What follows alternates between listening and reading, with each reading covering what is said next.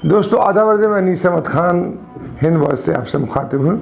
अब भारतीय सेना में खर्चे में कटौती करने की बात कही गई है।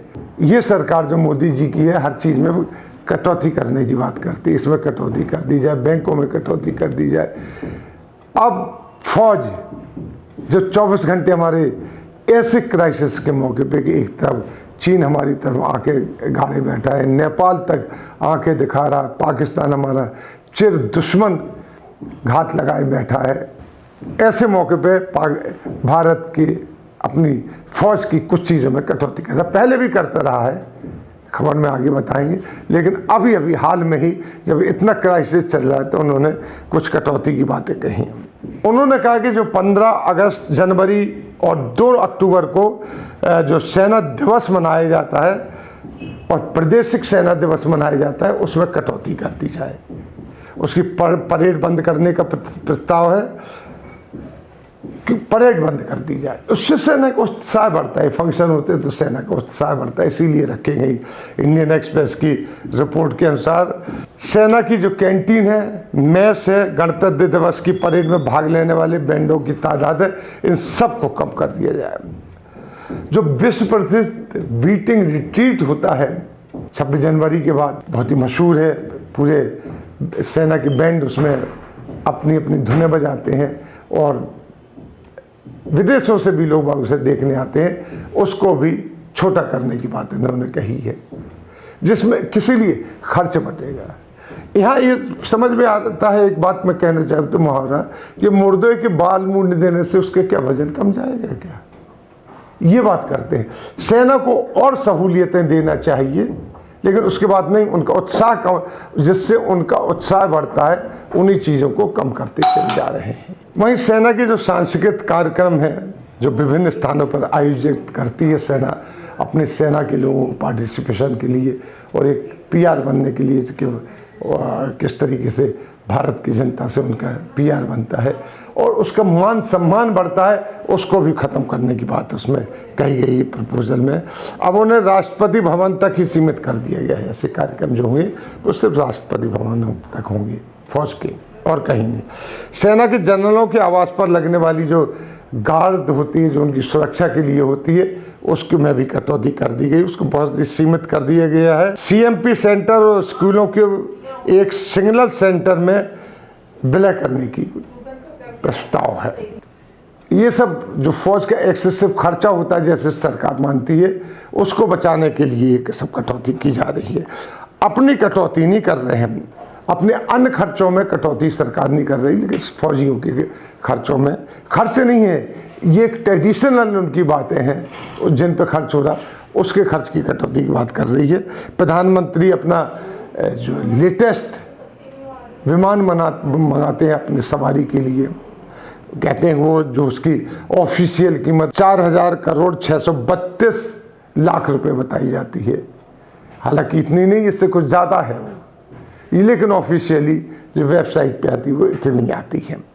प्रधानमंत्री अपनी जो यात्राएं हैं, अभी फिलहाल 2-3 महीने से बंद है, उसमें कोई कटौती नहीं करते हैं। किसी चीज़ में उनकी कोई कटौती नहीं है, लेकिन फौजियों की उसमें कटौती कर रहे हैं। देश की सुरक्षा से खिलवाड़ चल रहा है। मोदी जी के राज में ये पहली बार नहीं हुआ है कि कटौतियाँ की जा रही। इससे पहले भी 2018 में ऑर्डिनेंस फैक्ट्री के 90% से 50% करने की बात की। ऑर्डिनेंस फैक्ट्री का काम 90% से लेकर 50% तक करने की काम है। वह ऑर्डिनेंस फैक्ट्री की बात होती, फौज का उसमें हर सामान बनता है, वर्दी, जूते, सारे कुछ बनते, उनको कट कर दिया गया और फौजियों से कहा गया वर्दी अपनी लाइए, अपने पैसों से बनवाइए, जूते भी अपने पैसों से खरीदिए। जितनी तनख्वाह मिलती है उसी में से काम कीजिए और आप एक आरामदायक जहाज में डोलते फिरे दुनिया में, यहाँ से वहाँ क्या कर रहे हैं, आज तक उसका आउटकम नहीं हुआ है। हमारी पर चीन भी सवार हो गया, चीन से इतनी दोस्ती बढ़ाई, लेकिन हाँ, फौज ही है जो टक्कर ले रही है, शहीद फौजी हो रही है, गोलियां फौजी खा रही उनकी आराम में। इसी तरीके से आप देखें संसदीय समिति की जो अभी रिपोर्ट आई है, उसमें ये कहा गया कि जो चोटियों पे, हमारे बर्फ वाली चोटियों पे हमारे फौजी हैं, जो माइनस जहाँ टेम्परेचर रहता है, माइनस से भी नीचे जाता है टेम्परेचर, वहाँ उन पर गॉगल्स नहीं है बर्फ़ में देखने के लिए, और वो कपड़े नहीं हैं उनके पास जो कि पहने जाते हैं। संसदीय समिति ने इजाज़त मांगी है कि हम उनको देखने जाना चाहते हैं, लेकिन अभी तक इजाज़त नहीं मिली है कि वो उनकी हालत देखने जाए। हालत बॉर्डर पे है और आप यहाँ पर उनके खर्चों में कटौती पे कटौती करते चली जा रही। जो सेना दिन रात सुरक्षा में लगी हुई है, उसी की वजह से चीन रुका हुआ है, उसी की वजह से पाकिस्तान रुका हुआ है। आपकी वजह से नहीं, ना आपकी पॉलिसी की वजह से रुका हुआ है। आपकी पॉलिसी जो होती थी झूले पे झूलने वाली, उसकी तो चीन ने मुंह तोड़ जवाब दिया है कि उसने आपके ऊपर हमला कर दिया है, और आपको अभी तक मुंह से चीन के खिलाफ एक लफ्ज़ नहीं फूटा है। लेकिन नहीं, फौजियों की उस पर कटौती कर देंगे। वहीं अभी हाल में ही ऑर्डिनेंस फैक्ट्री के 70,000 कर्मचारियों ने हड़ताल की धमकी दी है,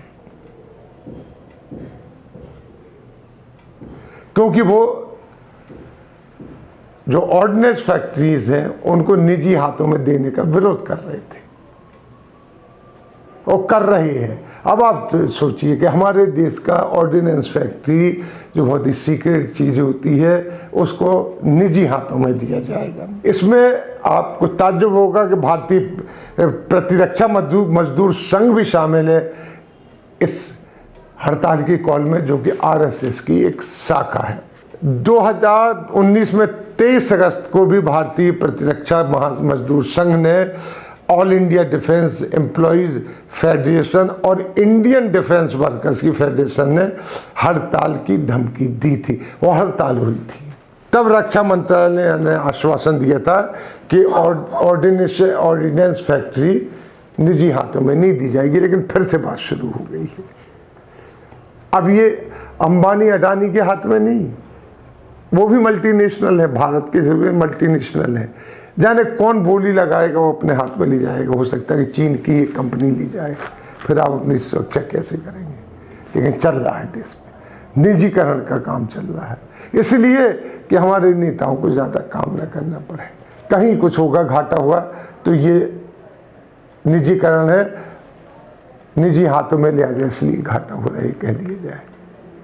कहने का मतलब ये है कि फौज को भी डेमोरलाइज करने की कोशिश हमारी सरकार कर रही है। कहाँ तक सही है सोचिए। इसी के साथ हम आपसे लेते विदा, अगले लिंक में फिर हाजिर होंगे। तब तक के लिए दीजिए इजाज़त।